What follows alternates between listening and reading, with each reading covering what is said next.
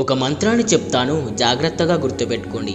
ఈ మంత్రాన్ని సాక్షాత్తు పరమశివుడే వినాయకుడికి రహస్యంగా చెప్పిన నారాయణ మంత్రం. అయితే ఈ మంత్రాన్ని చెప్పే ముందు దాని వెనుకున్న కథ ఏమిటంటే, ఒకానొక సమయంలో దేవతలు మునులు కలిసి ఏ పని చేసినా విఘ్నాలు రాకుండా కొలుచుకోవడానికి ఒక దేవుణ్ణి ప్రసాదించమని వాళ్ళు కోరతారు. అప్పుడు శివుడు వినాయకుడికి కుమారస్వామికి ఈ ముల్లోకాల్లో ఉన్న 300 కోట్ల పుణ్యనదుల్లో స్నానం చేసి ఎవరైతే ముందుగా తిరిగి వస్తారో వాళ్ళే దీనికి అర్హులు అంటాడు. అప్పుడు వెంటనే కుమారస్వామి బయలుదేరి వెళ్ళిపోతాడు. కానీ వినాయకుడు మాత్రం తల్లిదండ్రుల చుట్టూ ఒక మంత్రాన్ని జపిస్తూ ప్రదక్షిణాలు చేస్తాడు. ముల్లోకాల్లో తిరుగుతున్న కుమారస్వామికి ఏ నది వద్ద చూసినా వినాయకుడే తనకంట ముందుగా కనిపిస్తాడు.